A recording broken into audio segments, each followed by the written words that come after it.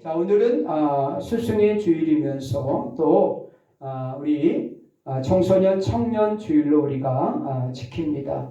그래서 특별히 오늘 이 본문에 보면은 자녀를 노엽게 하지 말라라고 하는 그러한 말씀을 우리가 함께 나누기를 원합니다. 지난 주일에도 제가 잠깐 말씀을 드렸고 또 수요일에도 우리 이경윤 목사님이 이 말씀을 가지고 또 설교를 하셨습니다. 어떻게 보면은 자녀를 노엽게 하지 말라라고 하는 말씀은 우리가 그 의미를 바로 알고 실천한다고 하면은 우리의 가정 안에서 자녀들이 이탈하거나 또 영적으로 또 우리가 떠나가는 일이 없게 될 것이다 라고 하는 마음을 가지고 결국은 우리 자녀들이 왜 신앙으로 뿌리를 내리지 못하느냐라고 할 때 그들에 대한 그들 안에 있는 노여움, 바로 부모에 대한 노여움과 또 그것이 하나님에 대한 노여움으로 그들이 마음에 자리 잡게 되므로 결국 신앙에서 그들이 멀어지는 모습을 보게 됩니다. 서구에서 우리 동양의 고사성어처럼 쓰이는 말이 있는데 아킬레스건이라고 하는 그러한 말이 있어요. 이 아킬레스건은 장단지 밑에 근육, 우리가 말하는 인대라고 이야기합니다. 그래서 발 뒤꿈치 뼈에 붙어있는 이 인대, 의학적인 용어로는 종골건이라고 이렇게 불러요. 우리의 신체 중에서 가장 약한 부분이 이 아킬레스건이라고 이야기를 합니다. 그 유래는 그리스 신화에 보면은 나옵니다. 그리스 신화에 보면은 아킬레스의 어머니 테테스가 자신의 아들을 불사신으로 만들려고 그래요. 그래서 소문을 듣기를 스틱스 강에 아이를 담그면은 아이가 불사신이 된다. 그런 이제 이야기를 듣고 이 아킬레스의 어머니 티테스가 이 스틱스 강에 그 아킬레스를 데리고 가가지고 바로 그 강에 담습니다. 그래서 이 아킬레스는 아주 불사신이 되어서 나타나게 되는 거죠. 그런데 그 어머니가 잡고 넣었던 그러한 이 발목은 바로 물에 잠기지 않은 겁니다. 그래서 바로 이 부분이 다른 부분은 다 불사신처럼 강해졌는데 그 어머니가 잡았던 이 발목만큼은 바로 이제 강해지지가 않은 거죠. 약해진 거죠. 그래서 인간의 몸에 이 아킬레스건이라고 하는 그 부분이 인대라고 하는 부분이 가장 약한 부분이다라고 하는 거예요. 이번에 총회 체육대회에도 배구를 하는데 이 두 선수가 위에서 내려오다가 떨어지면서 발목 인대를 다쳤어요. 병원에 2명이 실려갔어요. 우리가 잘 아는 어느 그 신갈에 있는 화평교회 이진환 목사님이 떨어져서 발목을 인대를 다쳐서 백성병원에 앰뷸런스로 이렇게 실려가고 또 다른 노예 한 분도 또 떨어지면서 다쳐가지고 그랬어요. 이게 점프하고 떨어지는 그 순간에 그 부분이 운동을 안 하던 분들이 이 운동을 배란간에 하려고 하니까 이게 유연하지가 않은 거죠. 그래서 결국은 이 아킬레스건에 문제가 생겨서 인대가 다쳐서 병원에 가는 모습을 보았습니다. 어떻게 보면 우리 모두에게는 이 아킬레스건 같은 약점들이 있습니다. 그 약점을 들라고 하면은 가장 큰 약점을 들라고 하면은 아마 믿지 않는 그러한 식구들이 가장 큰 약점일 겁니다. 특히 우리의 자녀들, 또 우리의 부모님들, 또 우리의 남편들, 아내들, 가장 우리에게 약한 부분, 우리는 신앙으로 이렇게 믿음으로 하나님을 경외하고 섬기고 있는 반면에 그렇지 못한 우리의 약점들이 있다라고 하는 거죠. 그 약점이 어떻게 보면은 우리의 자녀들일 수도 있고 우리의 부모님일 수도 있고 우리의 남편과 아내일 수도 있다라고 하는 사실입니다. 그래서 바로 우리의 이 약점들, 아킬레스건이라고 하는 이 약점들을 어떻게 우리가 치유하고 회복하고 또 그들을 하나님의 사람으로 세워가는 일에 어떻게 우리가 힘써야 될 것이냐라고 하는 것이 오늘 이 본문의 주제다라고 하는 사실이에요. 우리 구약의 오늘 본문 주제인 바로 사무엘상 8장 1절서부터 3절에 보면은 그런 내용이죠. 사무엘이 나이가 많이 들었어요. 그래서 두 아들을 이스라엘 사사로 삼았습니다. 장자 이름은 유엘이요, 사자의 이름은 아비야라 그랬어요.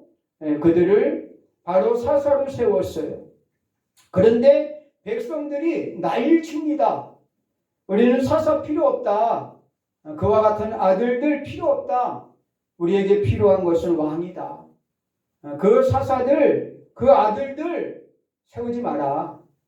그리고 우리에게는 우리가 뽑은 왕을 세워달라라고 요청을 하게 되는 거죠. 사무엘 선지자 입장에서는 너무나 깜짝 놀랍니다. 그래도 바로 이 사무엘은 이스라엘을 영적으로 구원해낸 그리고 가장 존경받는 성경에서 바로 이제 선지자 아닙니까? 그럼에도 불구하고 당연히 그 선지자의 뒤를 이을 사사들을 그의 아들들도 세울 때에 백성들이 모두가 찬성하며 동조해 줄 줄 알았어요. 그런데 백성들이 아니라고, 우리는 절대 그들을 사사로 왕으로 받아들일 수 없다고 이야기를 합니다. 그러면서 하는 얘기가 뭡니까?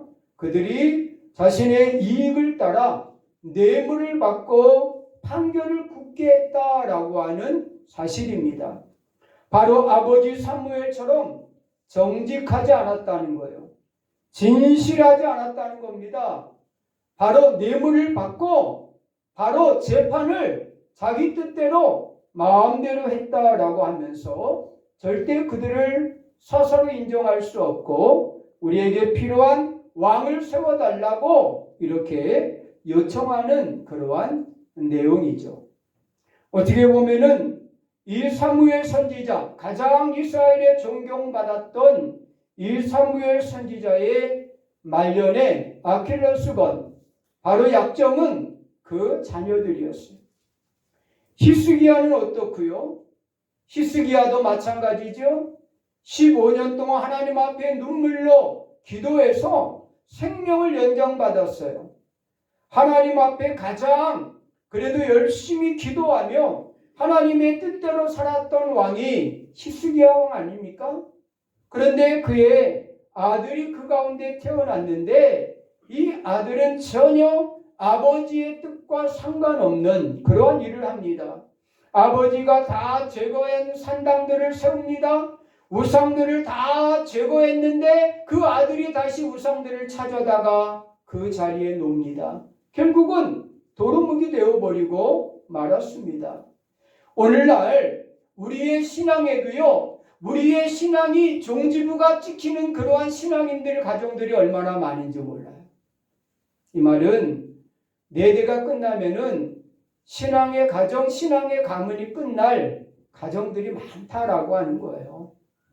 바로 그것이 오늘 우리의 약점이고, 우리가 오늘 바로 이 자리에 모여서 우리가 청소년 또 청년 주일로 우리가 지키고 스승의 주일로 지키는 가장 중요한 이유가 여기에 있지 않는가라는 생각을 갖게 됩니다. 오늘 본문의 말씀은 또 아비들아 너희 자녀를 노엽게 하지 말고 주의 교훈과 훈계로 양육하라 그랬어요. 왜 우리의 자녀들이 신앙 안에서 멀어지고 또 영적 자녀로 뿌리를 내리지 못하고 잠시 주일학교 청소년 때 머물다가 떠나가는 그러한 신앙인이 되었는가? 왜 그 마음에 하나님이 바로 자정하지 못하고 예수 그리스도를 영접하지 못하며 살았는가? 그 오랜 시간을 교회를 다니면서도 왜 하나님을 경외하지 못했는가? 오늘날 우리의 아픔이고 우리의 약점이고 또 우리가 기도해야 될 가장 중요한 부분이라고 생각합니다. 오늘 본문에 보면 노엽게 하지 말라 그랬어요. 이 노엽게 하지 말라는 것은 단순히 자녀의 기분을 나쁘게 하는 것을 의미하지 않아요. 여기서 자녀를 노엽게 하지 말라라고 하니까 자녀 기분 상하게 하지 말라 이렇게 받아들일 수도 있어요. 그러나 여기서 자녀를 노엽게 하지 말라라고 하는 것은 바로 지속적으로 자녀를 좌절시키고 분노케 하는 반항심을 유발케 하는 그러한 행위를 바로 의미하고 있다라고 하는 거죠. 다시 말하면은 우리 부모들 또 먼저 믿은 우리들을 통해서 지속적으로 우리 자녀들에게 좌절과 분노를 일으켰고 또 그들로 하여금 신앙적 반항심을 유발케 하는 행위들을 우리가 했다라고 하는 거예요. 그것을 지적을 하고 있는 거예요. 바로 너희 자녀를 노엽게 하지 말라라고 하는 것은 쉽게 말하면은 자녀들 좌절시키지 마라. 그들로 하여금 분노, 반항심 바로 유발시키지 마라. 이건 신앙적으로 이야기하는 거예요. 신앙적으로. 그냥 세상적으로 못 입히고 못 먹이고 못 가르쳐서 그들로 하여금 이런 좌절에 빠지게 하는 것이 아니라 신앙적으로 믿음적으로 우리 부모님들에게 너희 자녀를 바로 노엽게 하지 말라라고 하는 영적 부분을 다루고 있다라고 하는 사실입니다. 자, 그렇다고 하면은 구체적으로 자녀를 노엽게 하지 말라라고 하는 그러한 영적 의미가 무엇일까라고 하는 것이죠. 첫째로 노엽게 하지 말라는 것은 그들의 마음을 보살피라고 하는 사실이에요. 대부분들의 부모님이 관심을 갖는 것이 무엇입니까?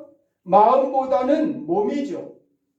바로 외적으로 보이는 것에 우리 부모들은 관심을 가지고 있어요. 아이들이 키가 크지 않는다? 아이들이 체중이 늘지 않는다? 그렇잖아요. 그래서 얼마나 많은 그러한 그 외적인 것에 관심을 가지고 외적인 것을 충족시키기 위해서 얼마나 많은 노력들을 우리 부모들이 합니까? 그러나 여기서 자녀를 노엽게 하지 말라고 하는 말씀은 외적으로 그들을 바로 좌절에 빠뜨리지 말라고 하는 의미가 아니라 바로 여기서 노엽게 하지 말라라고 하는 것은 바로 그 마음의 상처를 주지 말라라고 하는 그러한 의미예요. 그래서 원어를 보면은 파로로기조라고 하는 용어를 써요. 파로로기조. 이 파로로기조라고 하는 것은 노엽도록 책망하다라고 하는 그러한 표현입니다. 노엽도록 책망하다라고 하는 거죠. 그래서 우리의 청소년들과 청년들의 마음을 바로 이제 고통스럽게 하는 그러한 행위들이에요. 과도한 간섭이라든가 또 일관성 없는 훈육이라든가 또 인정하지 못하는 그러한 사랑, 자기는 사랑한다고 부모는 하는데 자녀들 입장에서는 부모의 사랑을 느낄 수가 없는 그런 거죠. 또 비교와 비난의 말들, 우리도 모르게 쏟아내는 그런 비난의 그런 말들, 이런 것들이 어떻게 보면은 오늘 우리들의 자녀들의 감정을 상하게 하는 일이다라고 하는 사실입니다.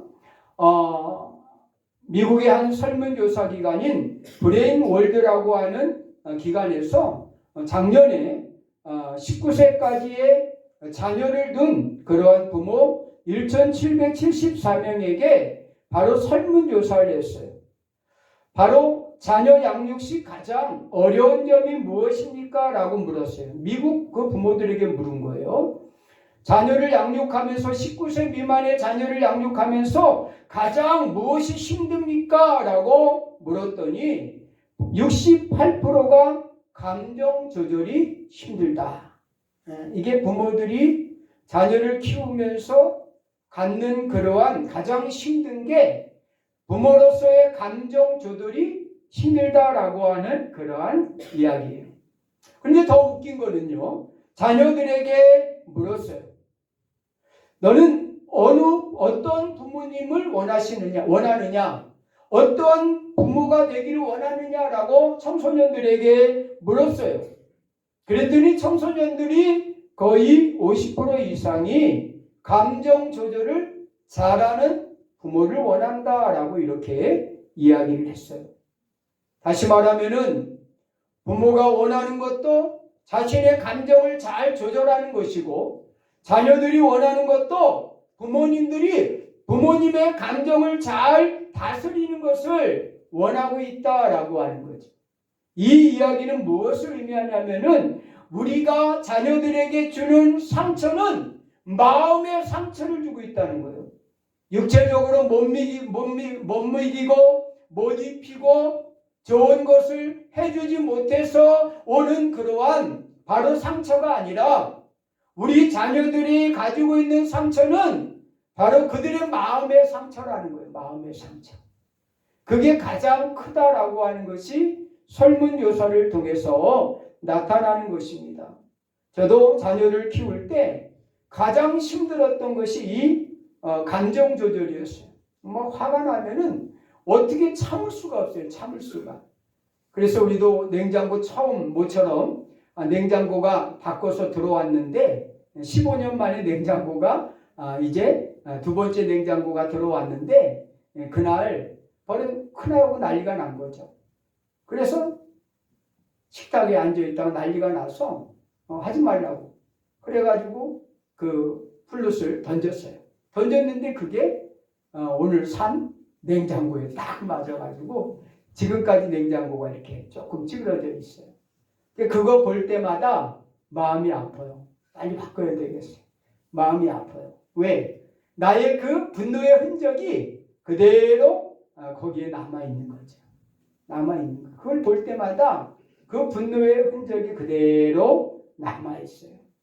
어떻게 보면은 우리 부모님들이 왜 신앙적으로 자녀들을 양육하지 못하고 믿음의 뿌리를 깊게 내리지 못하게 했을까라고 하는 데는 가장 중요한 원인으로, 결국은 우리 부모님들이 신앙적 감정 조절을 하지 못해서 결국 자녀들에게 그 마음에 상처를 줬다라고 하는 거예요. 그런데 그것으로 끝나는 것이 아니에요. 그 감정적인 그러한 상처는 결국 그 마음에 하나님이 자리 잡지 못하도록 했다라고 하는 것이 오늘 우리의 자녀 교육의 실패의 가장 큰 문제라고 생각해요. 그냥 그들에게 감정적인 상처만, 마음의 상처만 준 것으로 끝나는 것이 아니라 그 마음의 상처로 말미암아 내가 믿고 있는 그 하나님이 그들의 자녀에게 자리 잡지 못했다라고 하는 것이 더 아픈 그러한 상처요 마음이다라고 하는 사실입니다. 요즘에 OECD 국가 16개 나라를 조사했는데, 꿈을 이제 순위를, 직업에 대한 순위를 조사하는데, 우리나라 옛날에 직업 순위에서 1, 2, 3위가 거의 선생님이었어요. 선생님. 1, 2, 3위가. 우리나라. 그래서 옛날에 물어보면 뭐 할래요? 선생님 할래요. 지금도 여러분 TV 같은 데 보면은 이 동남아시아 나라에 그 어려운 나라 가서 물어보면 다 뭐 될래? 선생님 되고 싶어요. 선생님 되고 싶어요. 근데 이 OECD 16개 나라를 조사했는데 우리나라 작년에 선생님이 되겠다라고 하는 직업 순위가 12위래요. 12위. 네. 이제 교사 안 하겠다는 거예요. 네.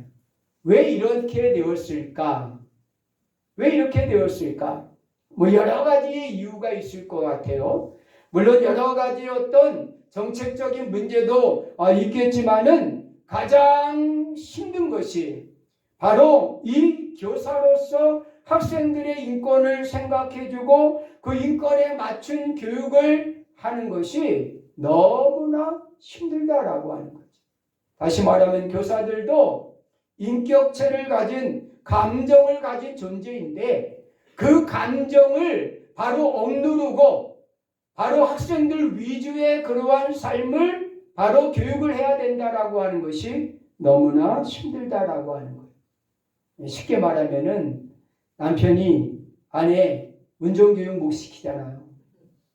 못 시키죠. 당장 내리라고 막 큰 소리 치고 막 그럴 거예요. 그것도 못하냐고 막 그럴 겁니다. 이게 자기 아내에게 또 자기 딸에게 감정 조절을 한다는 거 쉬운 일이 아니에요. 쉬운 일이 아니에요. 그래서 운전 배울 때 그러잖아요. 절대 남편에게 배우지 말라고. 절대 야 아빠한테 배우지 마 운전. 교습소에서 배워. 운전 가르치신 분한테 배워. 그러잖아요. 왜? 그분들은 바로 감정 조절이 돼요. 왜? 내 딸이 아니고 내 아내가 아니기 때문에 감정 조절이 됩니다. 그러나 내 아내요, 내 딸에게는 감정 조절이 안 되는 거죠. 이게 우리 부모님들이 가지고 있는 그러한 모습이다라고 하는 사실입니다.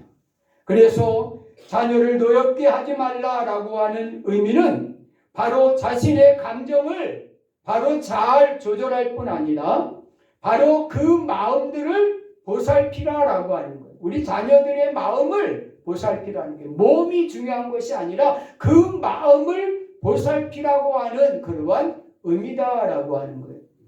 또 두 번째 보니까 오늘 에베소 6장 4절에 보니까 교훈으로 양육하라 그랬어요. 이 교훈이라고 하는 것은 파이데이아라고 하는 것인데 바로 이것은 결국은 훈련이나 체벌을 동반한 책망을 의미하고 있는 거예요. 책망이죠. 두 번째 우리 자녀들의 문제는 결국 책망이 없는 교육을 하고 있다라고 하는 사실입니다. 책망이 없는 그러한 교육입니다. 바로 훈계로 양육하라라고 하는 것은 이 훈계라고 하는 것, 교훈이라고 하는 것은 결국은 책망이 따르는 교훈을 의미합니다. 그래서 바로 우리가 잘 아는 잠언서 13장에 보면은 이렇게까지 이야기를 해요. 매를 아끼는 자는 그 자식을 미워함이라. 자식을 사랑하는 자는 근실이 징계하느니라 그랬어요. 근실이 징계한다 그랬어요.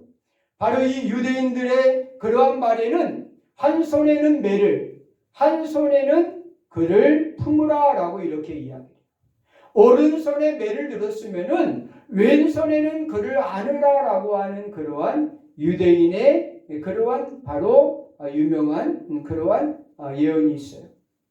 다시 말하면은 바로 징계가 없는 교육은 결국은 바로 아무런 효과를 누릴 수가 없다라고 하는 거예요. 바로 이 교훈이라고 하는 것은 훈육과 훈련을 담고 있는 거예요. 한 예를 들면은 작년 12월에 하나님의 부르심을 받은 지미 카터 미국의 대통령이었죠. 그가 대통령이 되는 과정에는 그의 아버지의 놀라운 그러한 바로 징계가 있었어요. 그가 어렸을 때 한 달 동안을 아버지가 교회에 가서 헌금하라고 헌금을 줘요. 그런데 친구들도 헌금을 안 하고 다 구멍가게에서 뭔가 다 사 먹거든요. 그래서 얘가 돈은 없고 그러니까 이 짐이 갔다가 어렸을 때 그 아빠가 주는 헌금을 한 달 동안이나 계속 사 먹고 다녔는 거예요. 그 어느 날 그 짐이 갔다 그 아버지가 구멍가게를 갔는데 그런다는 거예요. 우리 그 아들이 와서 매주마다 와서 뭘 사 먹고 간다고 이야기를 해준 거예요. 돈을 준 적이 없는데 헌금만 줬는데 그래서 결국은 아들을 앉혀놓고 이야기를 합니다. 너 내가 준 헌금으로 혹 너 먹을 것을 군것질을 샀냐? 라고 물었어요. 그럴 때 이 지미 카타가 너무 겁이 나니까 거짓말을 해. 아니라고 친구가 사준 거라고 알았어. 그러면은 다음 주에 내가 선생님한테 가서 네가 헌금을 했는지 안 했는지를 내가 확인해 볼 거야 라고 이야기를 해요. 일주일 동안 이 지미 카타는 어떻게 보냈겠어요? 아주 힘들었겠죠. 그래서 금요일 저녁에 그는 아버지 앞을 찾아와요. 무릎을 꿇고 아버지한테 자기의 죄를 다 이야기를 합니다. 그럴 때 아버지가 그를 품고 안아줍니다. 그러면서 그에게 용서를 해줍니다. 그리고 그를 위하여 기도해 줍니다. 다시는 진실하지 못한 행위, 정직하지 못한 행위, 하나님의 것을 훔치는 행위를 하지 말라고 단호하게 바로 징계를 합니다. 그 후에 지미 카터는 이 아버지의 교훈을 늘 마음에 새겼대요. 사람은 정직해야 된다. 하나님이 다 보고 계시고 하나님은 하나님의 것을 반드시 찾으신다. 라고 하는 그 아버지의 교훈을 마음에 두고 바로 살았다고 합니다. 그래서 그가 바로 많은 사람들 앞에서 대통령이 되었지만은 그는 늘 정직한 그러한 많은 유혹이 그에게 있었지만은 그 유혹을 물리칠 수 있었던 것은 그 아버지의 훈계와 징계로 말미암았다라고 이야기를 합니다. 며칠 전에 저희 어머님 추모공원을 꽃을 달아드리기 위해서 갔었어요. 가서 가만히 꽃을 달아드리면서 그런 생각을 했어요. 우리 어머님이 나에게 해준 것도 별로 없는데 재산을 물려줬나? 아니면 뭐 잘 먹여줬나? 뭐 이런 생각을 해봤어요. 그런데 생각해 보니까 어떤 특별한 그러한 사랑은 없었지만은 은은하게 우리 어머님으로부터 오는 그러한 사랑이 있었어요. 과부로 그 자리를 제 10살 때 아버님이 돌아가셨으니까 그 자리를 바로 오남매를 위해서 그 자리를 끊임없이 지켜줬다라고 하는 것. 그 당시에는 뭐 여러분 살기가 쉽지 않으니까 다 제가들하고 막 그랬잖아요. 일부러. 자녀들은 자녀들대로 뭐 큰 집에 맡겨주고 작은 집에 맡겨지고 또 양자로 다 보내버리고 막 그러잖아요. 그런데 끝까지 그 가정을 지켜준 것에 대해서 너무나 감사한 마음이 들더라고. 바로 특별한 그러한 사랑은 아니지만은 그 가정 자체를 지켜준 것에 대해서 너무나 감사하고 너무나 그 어머님의 그 사랑을 그곳에서 느낄 수가 있었어요. 사랑하는 성도 여러분, 우리 자녀들도 바로 이런 사랑을 느끼기를 원하고 있어요. 특별한 건 아니지만은 작은 것을 통해서 그들이 훈육되어지고 훈련되어지고 교훈되어지는 그러한 삶을 살기를 원하고 있습니다. 그래서 우리는 훈육을 할 때에는 몇 가지의 교훈을 우리가 알아야 돼요. 첫째로는 감정을 담지 말아야 돼요. 여러분 징계하고 훈육할 때는 감정을 담아서는 절대 안 돼요. 감정을 늦추고 그리고 훈육을 해야 된다라고 하는 거예요. 부모의 감정이 담기면은 화풀이가 되는 거예요. 또 아울러서 모욕을 주면 안 됩니다. 바로 너 같은 것이 너 뭐가 달려고 이런 용어들을 우리가 쓰잖아요. 바로 너 같은 것이 어떻게 우리 집에 태어났는지 모르겠다고 이런 모욕하는 그러한 용어들은 우리가 쓰면 안 되는 거죠. 하나님이 보내주신 선물, 하나님께서 우리 가정에 귀하게 주신 그러한 선물 아닙니까? 그런데 너 같은 것 때문에 바로 엄마 아빠가 이렇게 속을 썩어야 되느냐? 너가 왜 우리 가정에 태어나서 이렇게 속을 썩게 만들어? 이런 용어들, 모욕적인 용어들을 우리가 사용하면 안 돼요. 또한 훈계에 있어서는 바로 일관성이 있어야 돼요. 오늘은 기분이 좋으니까 용서해주고 그 다음 날은 기분이 나쁘니까 혼을 내고 하는 그러한 훈육이 되어서는 안 돼요. 훈육이라고 하는 것은 일관성이 있어야 돼요. 그래서 진리 안에 있는 부분들을 범하지 않도록 그리고 그 진리 안에서 벗어나지 않도록 일관성을 가져야 돼요. 그것이 어떻게 보면은 훈육의 가장 좋은 그런 방법. 감정을 담지 말라. 모욕적인 언사를 사용하지 말라. 그리고 일관성을 가지고 훈육을 해야 된다라고 하는 거죠. 그것이 우리가 자녀들을 노엽게 하지 않는 그러한 방법이다라고 하는 거예요.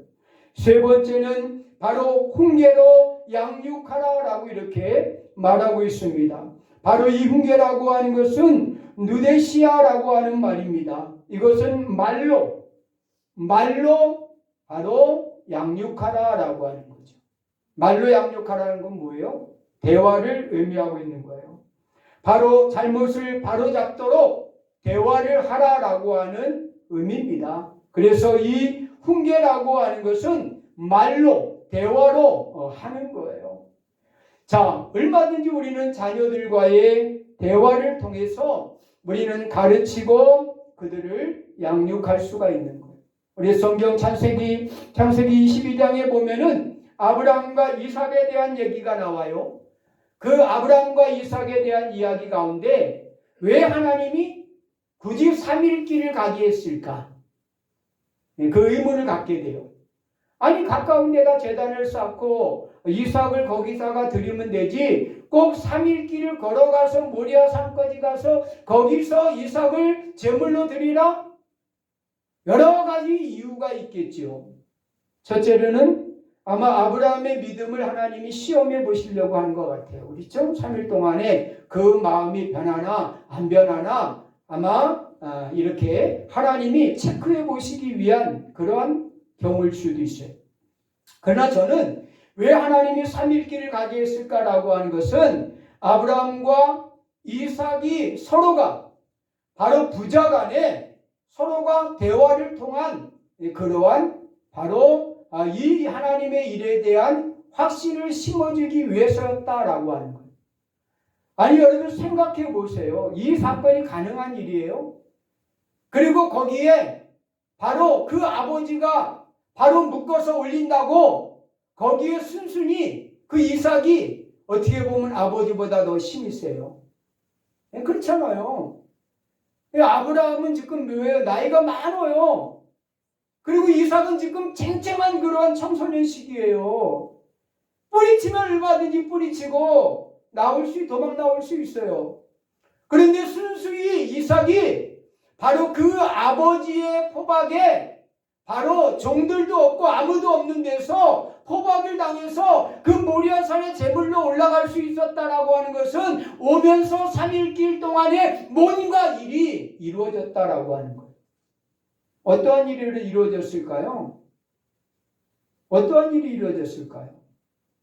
아마 아브라함과 이삭 간의 대화가 있었을 겁니다. 그 대화를 통해서 아브라함은 바로 이삭에게 바로 하나님에 대한 신뢰를 심어줬을 겁니다. 그리고 부모에 대한 신뢰를 심어주었을 겁니다. 그렇기 때문에 이삭이 그 아브라함의 말에 전적으로 바로 순종할 수가 있었던 거예요. 그래서 대화는 얼마나 중요한 것이 모릅니다. 바로 이삭이 묻잖아요. 아버지, 다른 거는 다 준비되어 있는데 바로 제물로 드릴 양은 어디 있습니까? 라고 묻잖아요. 그럴 때 아브라함이 뭐라 그래요? 하나님이 예비해 주셨다. 궁금해요. 진짜 알고 아브라함이 알고 그 얘기를 한 건지 아니면은 이 이삭의 그 질문에 대답할 말이 없잖아요. 네가 제물이야? 이럴 수 없잖아요. 그러니까 믿음으로 그냥 하나님이 준비해 주셨을 거야. 이런 의미로 했는지는 모르겠어요. 아브라함이 아니라서. 그러나 분명한 것은 바로 아브라함은 하나님에 대한 확신이 있었고 이삭은 아브라함 아버지에 대한 확신이 있었다라고 하는 것이죠. 그 확신은 아브라함은 하나님과 기도하면서 대화하면서 확신을 얻었고 그 자녀인 이삭은 아버지와 대화를 통해서 그 확신을 얻었다라고 생각을 해요. 사랑하는 성도 여러분, 신앙을 어떻게 전수할 수 있을까요? 그냥 강제적으로 교회를 끌고 온다고 앉혀놓는다고 되나요? 아닙니다. 대화가 필요합니다. 신앙적 대화를 해야 됩니다. 그리고 우리 자녀들에게 대화를 통해서 하나님이 살아계심을 이야기해 주는 겁니다. 간단하게 우리가 간증이라든가 우리의 삶에서 느끼는 하나님의 그 오묘하신 그러한 사실을 우리가 그들에게 하나하나씩 이렇게 알려줄 필요가 있다라고 하는 거죠. 건강적인 대화를 하십시오. 긍정적인 대화를 하십시오. 축복의 대화를 하십시오. 그것이 자녀 양육의 가장 귀한 것입니다. 세 가지를 말씀드렸습니다. 자녀 교육의 원칙 세 가지. 마음을 먼저 보살펴라. 마음이 중요하다. 마음의 상처를 주지 말라. 그리고 훈계로 양육하라. 잘못을 번복하지 않도록 바로 따끔하게, 바로 징계하고 바로 훈계하라. 그리고 세 번째는 훈계로 양육하라. 대화를 통해서 문제를 해결해 가는, 그리고 대화를 통해서 신앙을 심어주는 그러한 부모와 자녀가 되어야 된다라고 하는 이 세 가지를 여러분들이 자녀 교육의 원칙으로 삼으시기를 간절히 축원합니다. 기도